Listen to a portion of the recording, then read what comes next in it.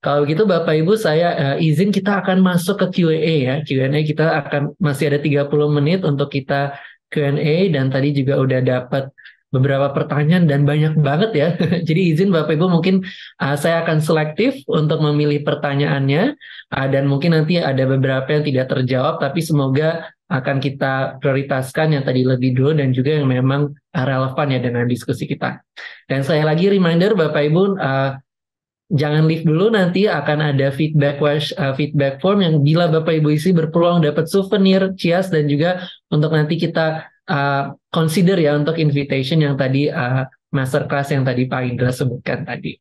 Oke, kalau gitu Pak Indra dan Bu Diana saya izin masuk Q&A ya untuk nanti silakan kira-kira pertanyaan mana yang dan tadi ada banyak pertanyaan, namun ada beberapa pertanyaan yang memang concern terkait minat ya, keinginan competition ya. Yang kita tahu perusahaan sudah bikin besar, tapi mungkin turnout-nya masih rendah ya. Jadi ini ada concern dari beberapa pertanyaan. Jadi pertanyaan pertama mungkin ya, seberapa jauh sih memang kompetisi atau apresiasi untuk inovasi itu dapat meningkatkan engagement karyawan dalam hal inovasi? Karena seringnya karyawan itu tidak punya needs ya untuk mengikuti atau kurang merasa urgensi untuk mengikuti kompetisi inovasi. Nah, mungkin kalau dari perspektif Bu Diana dan nanti juga silakan dari Pak Indra, apa sih yang bisa mendorong, memperkuat ya keinginan, minat, urgensi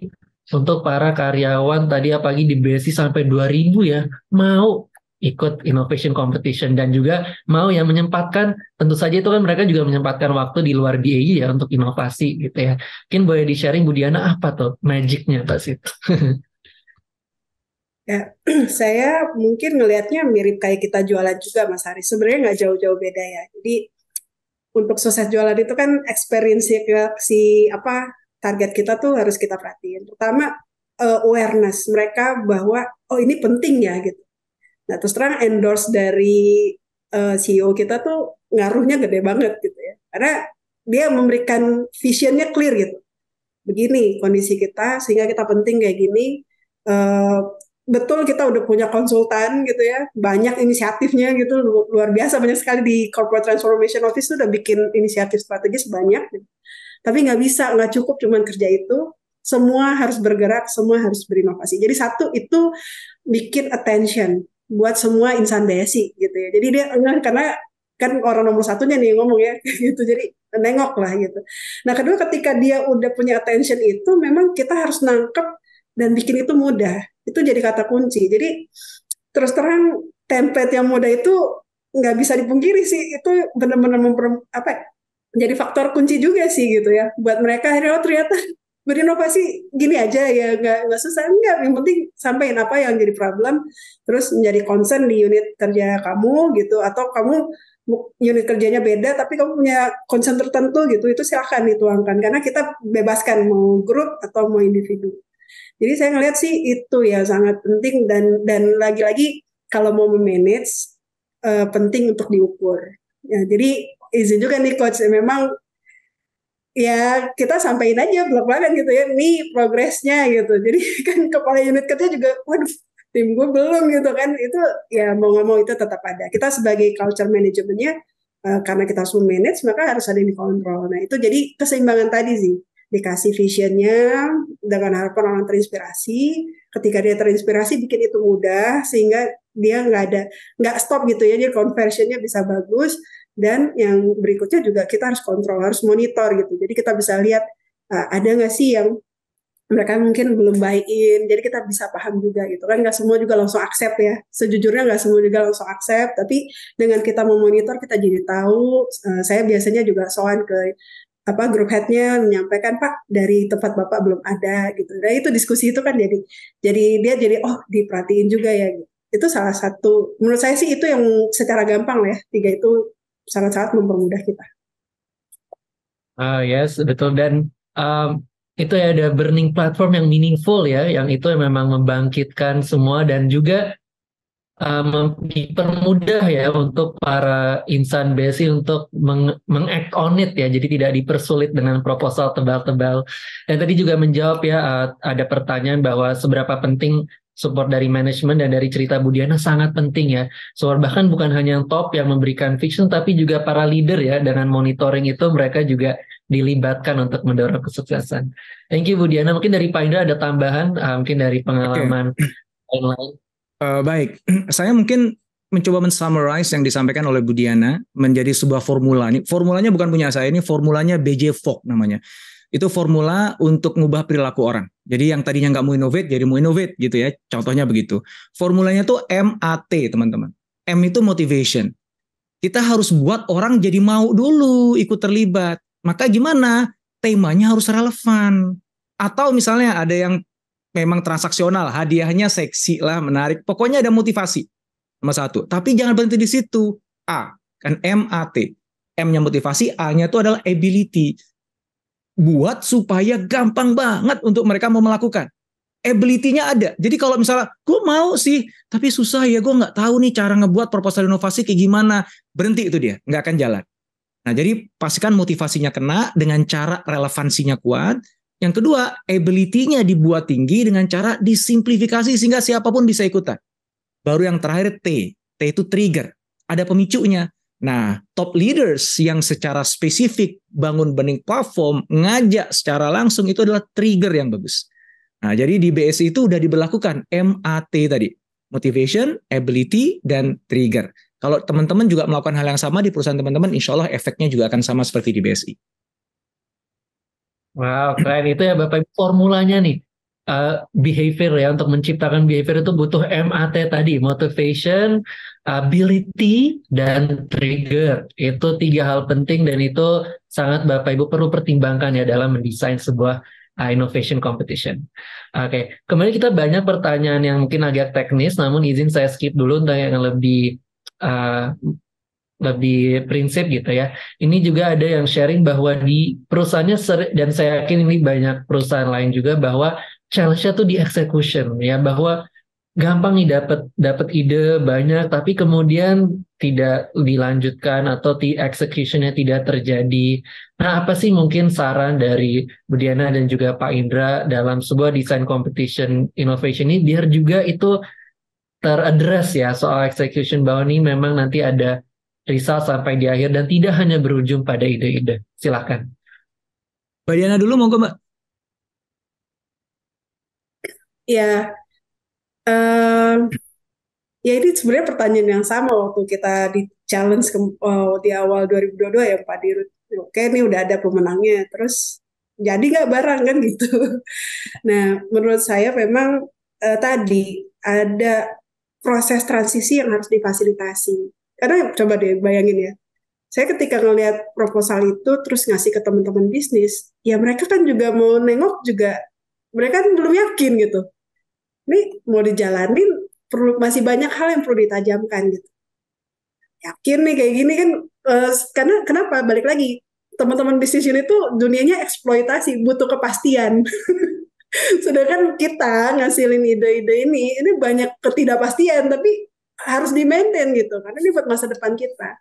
Jadi memang perlu ada peran di tengah-tengah gitu ya. That's why kita di 2022 itu munculin lagi satu, itu memfasilitasi namanya inkubasi. Jadi kalau ide-idenya sifatnya improvement gitu ya, kan ini inovasi banyak tipenya ya. Kalau dia sifatnya hanya improvement, kita sih lebih saranin unit kerjanya dilanjutin. Nanti kita appreciate sebagai small win gitu ya. Tapi untuk ide yang emang agak nyeleneh, tapi juga mau langsung dieksekusi nggak mungkin gitu. Ini kan apalagi bank gitu. Nah, sehingga itu kita masukin dulu di namanya program inkubasi. Jadi inkubasi ini sebenarnya membantu, tadi kalau teman-teman ingat kurva yang saya kasih, itu sebenarnya membantu untuk memvalidasi dulu gitu ya. Idenya, kemudian nanti dibikin MVP-nya, diuji coba, dilihat akseptasi di marketnya. Nah, ketika sudah mulai ada angka tadi, bahwa ini udah diuji coba dengan skala kecil, itu udah bisa jadi modal untuk bicara ke teman-teman bisnis gitu. Udah kayak gitu pun sebenarnya tetap butuh endorse lagi dari direksi gitu, karena kami terus terang di 2022 kemarin udah sampai tahap itu, tapi kita juga masih ngeliat ada yang kurang nih, perlu diimprove lagi. Itu kita lakukan lagi di tahun ini. Nah itu sih kalau menurut saya sih apa ada ruang kosong yang harus difasilitasi sih. Dan kalau tadi saya ngasih contoh Bosch, itu Bosch mungkin gede banget ya, tapi ada kok perusahaan-perusahaan kecil yang cuma dia investasi, dia sisihin aja ada anggaran gitu ya, supaya ini bisa divalidasi gitu, dia bikin prototipenya, terus disuruh coba, jadi ada fase tadi, diinteraksi sama customer, jadi dapat feedback gitu, untuk ngelihat ide ini sebenarnya bisa fly nggak di market. Gitu. Mungkin itu sih dari saya. Ya, wah, keren bahwa dalam desain competition kita juga tidak hanya fokus pada bagian ideation itu ya, tapi kita juga mungkin perlu desain bagian nanti tindak lanjutnya dan juga menyisihkan budget untuk itu ya. Keren, thank you Bu Dina. Silakan Pak Indra tambahannya. Ya itu aku pengen garis bawahi yang tadi Haris sampaikan ya. Jadi kalau kita bicara implementation itu harus by design, bukan by accident. Nah, jadi udah dapat ide bagus, habis itu terus diapain dong? Itu kan by accident ya. Jadi ketika mendesain sejak awal, kita emang udah siapin ini ada aspek implementationnya. Jadi di BAC itu Mbak Diana tadi udah cerita ya bahwa ada base idea, ada base implementation. Base implementation itu udah dijalanin tahun sebelumnya. Kalau base idea tuh baru keluar idenya sekarang. Tapi yang ide keluar sekarang itu akan diimplementasikan ikut base implementation yang tahun depan. Jadi memang sejak awal program itu didesain sudah ditaruh aspek implementation di sana. Tracknya juga berbeda. Karena mentreatment ide eksploitasi dengan mentreatment ide eksplorasi itu beda. Metriknya juga berbeda ukurannya. Nah, kalau tadi Mbak Diana menyebutnya ini improvement. Dan siapa yang mengeksekusi bisa langsung bisnis unit yang terkait. Lah kalau exploration kan belum punya orang tua di sana. Karena masih nggak jelas nih, ini siapa yang harus menggarap. Nah, maka harus ada wadah khusus. Tadi inkubator yang Mbak Diana sampaikan. Ya, kemudian juga siapin sumber dayanya di sana. Kemudian ukuran keberhasilannya juga berbeda. Yang ini tadi small win. Kalau yang ini mungkin nggak sampai kelihatan cuannya nggak apa-apa, tapi paling nggak kelihatan ada tractionnya gitu.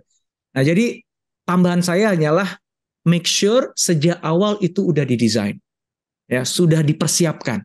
Itu yang akan memberikan peluang bahwa implementasinya beneran kejadian sesuai track yang benar. Aku nambahin itu aja. Makasih Mbak Diana, bagus banget. Thank you, Pak. Menurut aku penting banget ya tadi pertanyaannya ya, dan Mbak Diana tuh pas banget tuh dudukin dan ngasih contohnya di BSI itu, teman-teman harus ngikutin nih yang lain nih.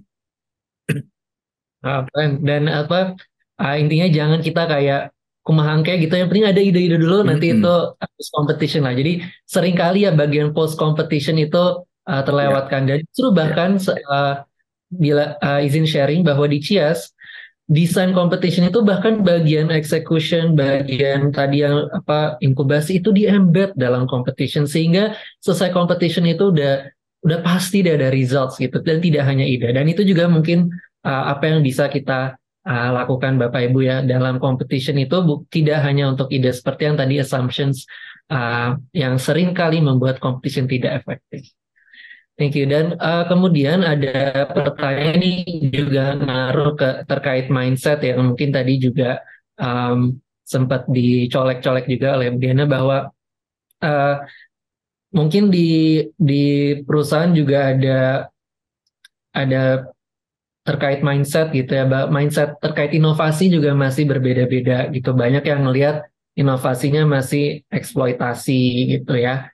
Dan juga ada melihat kalau inovasi harus yang sifatnya finansial, tapi ada juga yang melihat inovasi nggak harus finansial, bisa yang lain, dan itu sehingga ada konflik itu, dan juga ada yang jadinya tidak semangat gitu untuk mengikuti ya, bagi teman-teman yang mungkin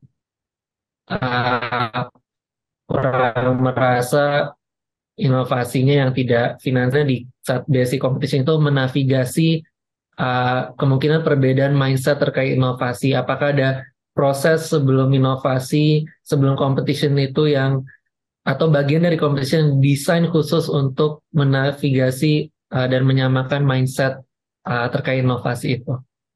Silakan Bu Diana, ada proses terkait mindset itu yang diadres? Tunggu-tungguan nih, siapa dulu nih? Panggil aja Mbak Diana dulu boleh, itu udah buka open mic-nya. Oke, aku dikit dulu aja ya, gantian. Tadi kan Mbak Diana terus nih ya.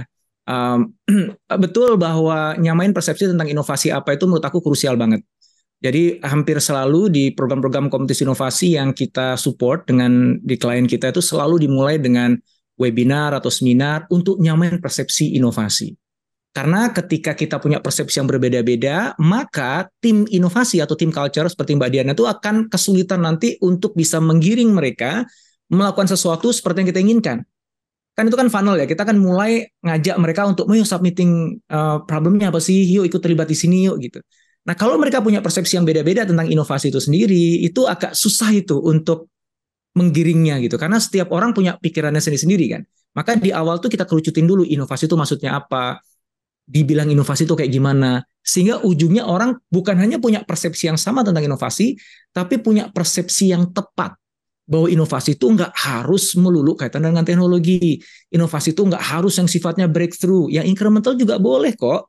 Makanya kalau di BSI itu kan ada award untuk yang breakthrough, tapi ada award yang untuk day to day innovation kan gitu. Jadi semuanya terapresiasi. Nah, ketika orang punya clarity tentang inovasi itu apa, mereka tahu bagaimana mereka bisa ikutan jadi bagian dari program kompetisi inovasi ini dengan kemampuan yang dia miliki, dengan area kerja yang dia miliki, maka peluang untuk terjadinya partisipasi yang sangat tinggi itu besar. Dan itu sebenarnya yang juga terjadi ya, ada lompatan dari 145 jadi 2000, hampir 2400 itu ya, hampir 20 kali lipat, itu juga salah satunya disumbang dengan itu. Kalau menurut saya sih itu yang paling kunci. Mbak Diana, monggo Mbak.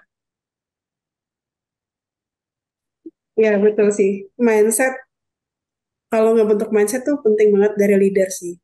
Itu setuju banget tadi. Itu dengan webinar kita nyamain persepsi ya Coach ya. Jadi orang paham, terus kayak, oh inovasi itu bukan rocket science. Jadi dia ngerasa saya juga bisa, nggak selalu orang jadi bos yang bisa inovasi. Itu kan sebenarnya stigma-stigma atau ya tadi ya. Mitos inovasinya dihancurin dulu gitu Mbak ya.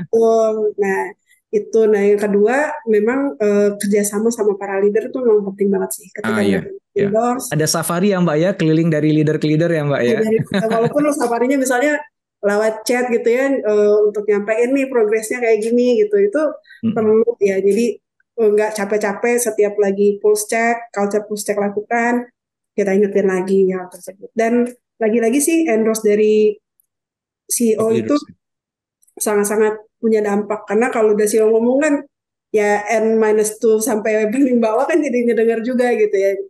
Jadi ketika beliau dapetin, jadi penting juga buat kita juga punya waktu untuk diskusi sehingga beliau juga paham, oh ya oke, nggak semua juga harus fly gitu ya, ini bagian dari investasi, itu penting banget sih, jadi krusial. Sehingga kesadaran bahwa oke, karena ini di facilitate di innovation culture, ya boleh salah gitu ya, ini justru bagian dari prosesnya. Nah itu yang penting banget untuk dikomunikasikan gitu ya. Dan tapi di sisi lain kita juga nggak boleh baper, karena terus terang ya, ketika kita coba manage ini, kita harus paham teman-teman di unit bisnis itu juga mereka luar biasa hektiknya. Dan lagi-lagi yang membuat mereka akan nengok ke kita ketika mereka melihat apa yang kita sampaikan itu memang ada benefit buat mereka. Gitu. Kadang-kadang di awal mereka nggak ngeh gitu ya, tapi kalau kita persisten untuk nyampein, finally mereka paham, ternyata ini buat gue juga gitu ya. Itu akhirnya positif dan dia ngerasa, oh dia bukan cuma sekedar ngomongin programnya dia gitu, sebenarnya ini buat kita juga. Nah itu sih yang harus tough banget ada di diri kita masing-masing sih, menurut saya gitu sih Coach. Thank you Pak Indra. Jadi penting ya Bapak Ibu untuk menyelaraskan mindset ya. Bahkan di beberapa kali kami dampingi tidak ujuk-ujuk gitu langsung dibuka yuk kumpulin ide, tapi ada webinar atau seminar dulu atau mungkin beberapa untuk menyamakan mindset tersebut, untuk menyuarakan bahwa everyone can innovate. Innovation is for everyone, bukan hanya untuk R&D, tapi any function you belong to boleh berinovasi, dan itu disuarakan. Dan yang kerennya tadi BSI kata Bu Diana, itu bukan hanya dari seminar atau webinar, tapi di-echo juga oleh para leadersnya ya, bahwa itu juga menjadi pesan yang menyebar dari para leader, sehingga itu pesan terus tersampaikan. Ya Bapak Ibu, semoga itu tadi yang menarik, sorry Riz, yang Mbak Diana tadi aku garis bawahi. Jadi kita dapetin buy-in itu jangan hanya buy-in dari karyawan aja, tapi buy-in dari para leaders, yang tadi Mbak Diana tadi tekankan. Ya makanya ada safari, walaupun safarinya nggak harus ketemu fisik, pakai WA aja, itu kan tujuannya dapetin buy-in kan. Kalau leaders di setiap departemen atau unit udah buy-in, ternyata nih bukan cuman gue jadi direpotin nama programnya Mbak Diana nih, tapi ini program Mbak Diana didesain untuk gue, kepentingan gue, ada manfaatnya bagi gue, relevan dengan KPI gue. Nah, Begitu leadernya udah engage dengan itu, bawahnya akan ikut kan gitu. Jadi nyerangnya baik dari bottom up ataupun top down. Cakep tuh. Yes, yes. Karena juga banyak ya Bapak Ibu karyawan yang merasa sebenarnya ingin innovate, cuma mungkin ada resistance ya atau kesungkan, seganan, khawatir tidak disupport atasan. Dan ketika dia aware ya bahwa dia disupport atasan, itu langsung menjadi energi ya untuk dia mau ikut gitu. Itu keren banget strategi dari Bu Diana. Dan itu penting banget leader support bukan hanya di ide sampai akhir ya itu karena competition itu biasanya nggak sebentar ya, tapi lama, sehingga untuk menjaga momentum dan respecting kalau anggota tim saya ini bukan yes dia tetap jaga biayanya, tapi dia juga ada freedom otonomi untuk innovate yang itu juga terus di maintain. Keren banget insight dari Pak Indra dan Bu Diana. Mungkin izin kita move on kan. Oh sorry, baru ingat bahwa jadi itu ya bagian itu yang perlu dipikirkan juga ya dalam desain campaign ya, bahwa dalam bagian campaign kita juga perlu mikirin bagaimana kita bisa build mindset itu. Jadi again competition ada pre-competition, post-competition yang itu kita perlu sama-sama bear in mind saat desain. Oke. So move on ke pertanyaan berikutnya. Tadi juga mungkin udah sempat di-spill Pak Indra dan tadi ada juga banyak pertanyaan ya terkait internal support system gitu ya Pak Indra. Mungkin spill tadi ada pertanyaan terkait tadi kan juga sering di-mention ya tim inovasi, komite inovasi itu seperti apa sih sebenarnya yang dibutuhkan gitu ya, apakah dari satu ada divisi khususnya atau bahkan mungkin tidak harus, dan bila iya itu sejauh apa sih supportnya, dan juga mungkin terkait mentor ya, apakah ada perlu internal leaders yang ikut bantu sebagai mentor atau mendampingi itu support sponsor inovasi seperti apa. Mungkin boleh di-share dulu Pak Indra terkait internal support system, dan kemudian dari Bu Diana setelah itu yang di BSI seperti apa ya mungkin internal support system yang disediakan. Silakan Pak Indra. Jadi jawabannya kembali kepada spektrum tadi itu ya. Jadi yang innovation culture atau business impact. Kalau seandainya yang kita buat kompetisi inovasinya itu dalam rangka bangun innovation culture, maka drivernya berangkat dari tim culture ya. Dalam konteks BSI berarti Bu Diana. Jadi drivernya. Tapi begitu pas kita udah mulai berpindah dari building culture menjadi berharap ada business impact-nya, maka ini Bu Diana nggak bisa jalan sendiri ini. Kenapa? Karena kalau kita bicara business impact itu udah bicara implementasi konkret yang dijalankan oleh unit bisnis dan diharapkan ada hasilnya. Nah itu ada domain di mana Bu Diana nggak bisa masuk terlalu dalam tuh di sana. Maka yang paling tepat adalah ada proses semacam either handover atau collaboration dengan tim inovasi atau tim transformasi. Yang mana mereka memang amanahnya adalah bantuin para unit bisnis ini supaya ketemu cara-cara baru untuk increasing revenue, increasing margin, dan lain sebagainya. KPI-nya dia ada di sana. Dan biasanya tim transformasi atau tim inovasi punya akses yang lebih dekat, lebih kuat kepada unit bisnis dibandingkan tim culture. Nah, kalau tim culture fokusnya banyak kepada HR-nya. Biasanya begitu. Setiap perusahaan pasti beda-beda, nanti Mbak Diana bisa memberikan contoh di BSI seperti apa. Nah, maka jawab pertanyaan tadi, perlu nggak sih ada tim khusus yang ngelatinin? Perlu banget. Cuman pertanyaannya siapa tim itu? Balik lagi, kalau culture, ya tim culture. Kalau dia business impact, berarti tim inovasi atau tim transformasi. Pertanyaan yang berikutnya adalah, apakah mereka harus tim yang berdiri sendiri? Atau bisa nggak itu di-embed aja lah gitu? Kita nggak ada Mas Indra, tim inovasi, titipin aja deh ke HR gitu. Kita nggak ada sih tim transformasi, titipin aja ke HR. Bisa nggak? Ya kalau tanya bisa atau tidak, pasti bisanya. Cuma pertanyaannya efektif atau tidak. Kenapa? Karena balik lagi, HR udah punya KPI-nya sendiri. Dia ada amanahnya sendiri. Yang itu aja nggak mudah. Mbak Diana punya amanah besar bangun culture. Itu susahnya setengah mati. Terus dititipin untuk ngedongkrak kinerja dari satu bisnis unit. Wah itu berat lagi gitu. Secara KPI-nya BNA juga bukan itu. Scope pekerjaannya, responsibility, tanggung jawabnya, kewenangannya juga bukan itu. Tapi mungkin nggak? Mungkin. Tapi sekali lagi, batasannya akan banyak. Ya, Bu Diana can only do so much di situ. Nah, maka penting, pertama, ya kalau bisa sih dibangun timnya secara terpisah, independen, berdiri sendiri dengan KPI-nya sendiri, dengan objektifnya sendiri, dengan kewenangan yang diberikannya. Ya. Nah, nanti dua tim ini silakan saling berkolaborasi. Nah, pertanyaan berikutnya, kalau misalnya ternyata nggak ada tim itu di embed, itu kayak gimana? Nah, saya rasa sih mungkin solusi yang paling besar, yang paling tepat adalah sejak awal, misalnya dalam konteks team culture gitu ya, tiba-tiba kok dititipin sampai ada bisnis resultnya gitu. Nah, itu kalau saran saya adalah sejak awal program itu dijalankan, bahkan sebelum program dijalankan, ketika programnya didesain, udah libatin si bisnis unit itu. Ya. Jadi ngobrol dulu nih, amanahnya perusahaan ini ngebangun bisnis impact di area mana.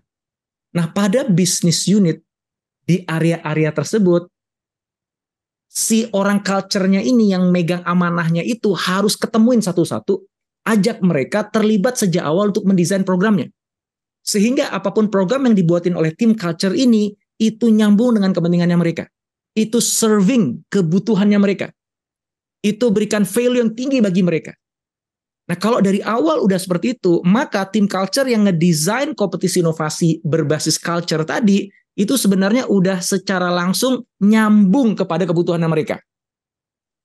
Sehingga kalaupun memang hasilnya, katakanlah, ya kan namanya culture, engagement, participation, kan tadi gitu kan. Tapi paling nggak ide-ide inovasinya relevan dengan mereka. Dan ketika relevansinya tinggi, maka lebih mudah bagi tim culture tadi untuk melibatkan orang bisnis tadi untuk menindaklanjutinya. Karena dari awal emang didesain untuk mereka. Ketika kita handover kepada mereka, mestinya tangan mereka lebih terbuka. Nah, saran saya itu cara ngakalinnya. Monggo, Bu Diana, kita pengen dapat insight-nya dari BSI ini. Ya, BSI tentu lagi kita masih dalam terus belajar ya, Coach. Saat ini memang ketika kompetisi, kemudian inkubasi, itu memang difasilitasi di tim culture. Dan ketika kita kompetisi, kita libatkan teman-teman dari Transformation Office.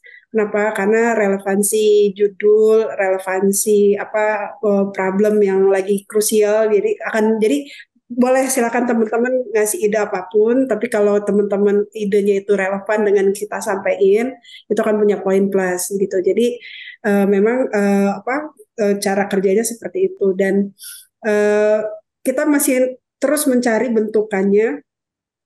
Bisa dikatakan sekarang tuh lebih kayak embedded ya, Coach. Jadi kitanya lebih banyak agresif untuk memfasilitasi, mengkomunikasikan, termasuk juga salah satunya melibatkan si product owner yang relevan dengan ide. Contoh yang inkubasi itu menjadi juri. Jadi supaya dia juga punya engagement, nih bagus nih di yang ini di gitu. Jadi kalau udah ada kalimat itu kan udah ngebuka jalan gitu ya, walaupun jadi nggak jadi, sekali lagi kita juga siap, ini sebuah pipeline, nggak semua juga akan fly. Jadi dari awal pun kita juga paham, nggak ada, bukan berarti 100% ide harus jadi 100% bisnis. Jadi dari awal juga kita paham itu. Jadi di BSI posisinya seperti itu, Coach.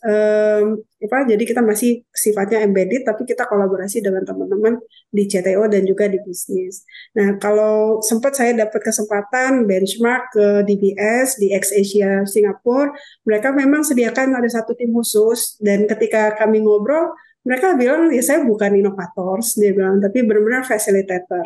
Dan luar biasa sih mereka, baik itu kegiatan hackathon keluar maupun ke dalam, termasuk yang inisiatif strategis itu mereka fasilitate. Mungkin boleh juga kalau mau coba benchmark ya ke mereka, itu juga baik sih. Saya lihat benar kata Coach, kalau ada dedicate itu jauh lebih baik gitu. Jadi akan lebih lebih tajam dan lebih kuat juga impact-nya. Gitu mungkin Mas Haris.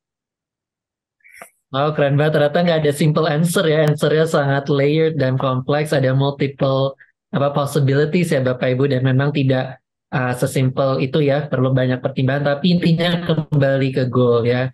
For culture atau business impact. Dan itu akan mempengaruhi tim yang akan memfasilitasi ini. Dan juga misalnya nanti ke tim culture pun atau ke tim innovation center atau mungkin transformation atau strategy, itu nggak bisa exist in silo ya. Mereka tetap harus saling ada hubungan, ada sinergi ya. Bahwa misalnya ini program culture, tapi mereka juga udah dilibatkan. Gimana sebisa mungkin tetap ada concern bisnis yang dimasukkan, dan siapa tahu hasilnya juga relevan ya untuk para tim innovation. Dan sebaliknya, bila di-run oleh tim bisnis atau innovation strategy itu whatnot, mungkin apa aspek-aspek culture yang bisa di-embed sehingga juga bersinergi ya dengan tim culture. So itu Bapak Ibu semoga itu answers the question dan Indian perlu ada peran itu ya. Intinya ada peran fasilitator tapi juga yang tadi kata di benchmarknya Bu Diana, tapi juga ada peran yang mikirin bisnisnya ya. Itu juga penting agar both terconsider walaupun tentu kita fokus ke salah satu. Really interesting discussion. Sayangnya karena waktu mungkin kita ada satu pertanyaan lagi sebelum kita mulai wrap up. Jadi ini pertanyaan memang agak teknis tapi I guess banyak yang ingin tahu sih. Seberapa intens atau seberapa frequent sih menurut Pak Indra dan juga nanti Bu Diana kita patut menyelenggarakan innovation competition? Gitu ya, I guess everybody wants to know that apakah once a year atau more than that atau bahkan less frequent. What are your thoughts, Pak Indra? Oke, kalau kita bicara kompetisi inovasi yang corporate wide, yang di drive oleh teman-teman culture misalnya, itu memang bagusnya setahun sekali ada lah ya. Itu jadi satu habit bersama di mana kita punya satu proses bersama ideation sampai celebration. Tapi itu nggak cukup. Kenapa? Karena kita ingin sebenarnya kompetisi inovasi itu nggak berhenti menjadi seremoni tadi. Gimana caranya supaya kompetisi inovasi itu menjadi sesuatu yang justru mereka butuhin? Maka buat small competitions yang lebih spesifik. Jadi misalnya nanti begini, teman-teman IT ternyata punya challenge tertentu nih, implementasi satu program baru atau sistem baru gitu ya. Ya udah deh, teman-teman IT ngebuat innovation challenge-nya sendiri. Wah, yang temanya sangat relevan dengan kepentingannya orang IT, tapi itu juga diikuti oleh semua karyawan. Karena kan yang pakai aplikasinya kan semua karyawan gitu. Nanti HR buat kompetisi sendiri, orang sales buat kompetisi sendiri, sehingga akhirnya every single time namanya karyawan itu ada ruang untuk dia ikutan terlibat dalam proses inovasi. Dan dia bisa milih gitu. Wah, gue kayaknya yang dibuat sama IT ini seru ya, menarik ya. Gue ikut yang sana deh gitu. Kayaknya dibuat sama HR ini seru ya, gue ikut yang sana deh gitu. Ya.